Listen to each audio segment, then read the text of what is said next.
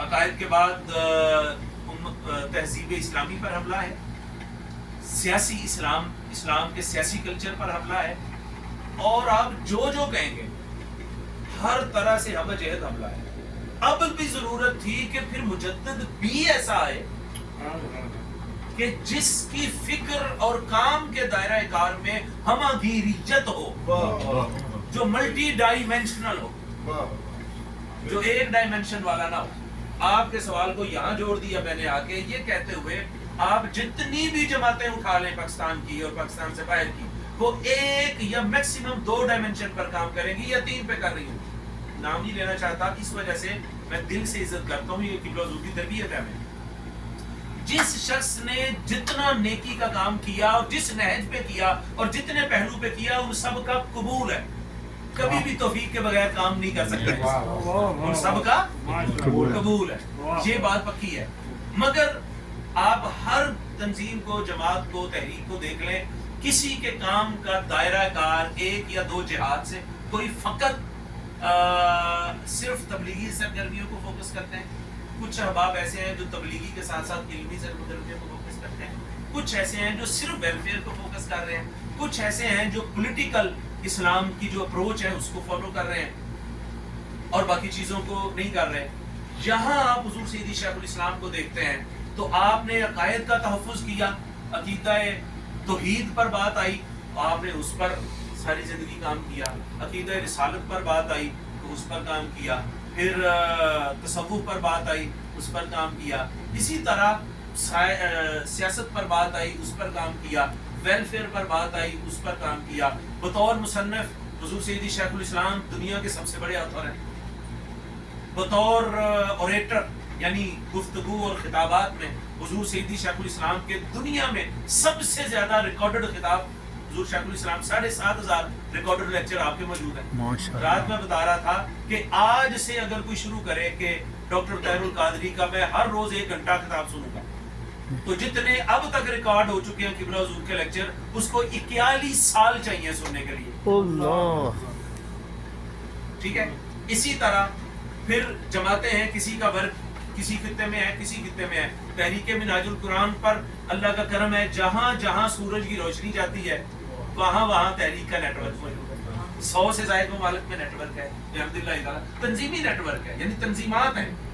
ہو سکتا ہے باقی ممالک میں بھی لوگ ہوں محبت کرنے والے، مگر تنظیمی سٹرکچر 100 سے زیادہ ممالک میں ہو چکا ہے۔ اسی طرح پولیٹیکلی دیکھیں، ہم نے الحمدللہ تعالیٰ شعور ڈیولپ کرنے میں جو قبلہ حضور نے 62-63 دنیا کو یاد کروایا، لوگوں کو پتہ ہی نہیں تھا کہ آئین میں 62-63 کی بھی کوئی شک ہے اور اس میں یہ لکھا ہوا ہے۔ پھر عقائد پر، پھر ویلفیئر، تحریک منہاج القرآن نے جو منہاج ویلفیئر اور فاؤنڈیشن ہے یو کے سے جو ساری ہوتی ہے، وہ سب سے بڑی ویلفیئر فاؤنڈیشنز میں سے دنیا کی one of the best welfare society اور فاؤنڈیشن ہے۔ سو جس نہج سے دین پر حملہ ہو رہا تھا، حضور سیدی شیخ الاسلام نے اور تحریک منہاج القرآن نے اسی نہج پر آ کے اس کا مقابلہ کیا۔ دنیا نے ٹیررزم کا لیبل اسلام پر لگایا، یہ وحشی ہیں، یہ درندے ہیں۔ میں آج کسی کو بتا رہا تھا، جب میں خط کروا رہا تھا ایک جگہ پاکستانی ڈرامہ لگا ہوا تھا، تو میں دوستوں کو بتا رہا تھا کہ میں نے تو چیزیں پڑھی ہیں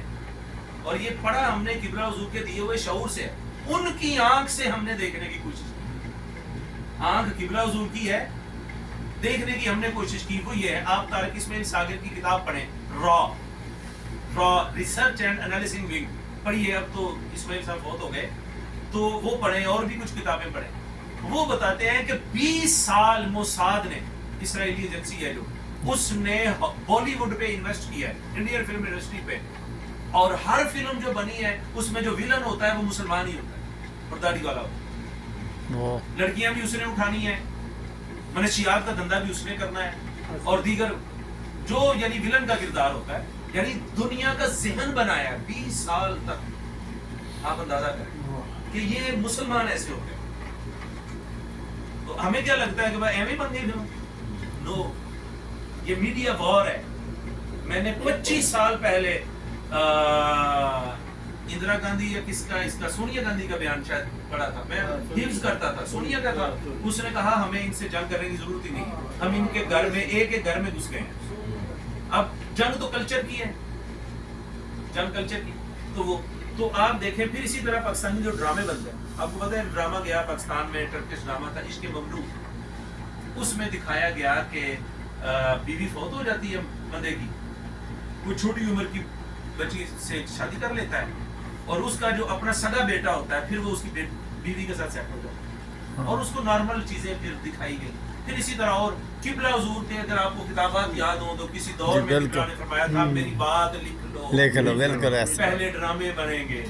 پھر اکا دکا کیس کروائیں گے، جب لوگ کہیں گے یہ کیا بغیرتی کر رہے ہو، سکھا رہے ہو لوگوں کو، تو کہیں جی نہیں نہیں، لوگوں کو بتا رہے ہیں کہ یہ اتنے ذلیل ہیں، یہ اس طرح کے کام، یہ اتنے گندے آدمی ہیں. اگر حقیقت قوم کا ذہن بنایا جا رہا ہوگا، یہ حضور سیدی شیخ الاسلام 25 سال پہلے کی باتیں کر چکے ہیں. وہ کتاب بڑا جذباتی ہے، آمد امام مہدی کے موقع پہ قبلہ نے یہ کتاب میں کہا، اس کتاب میں.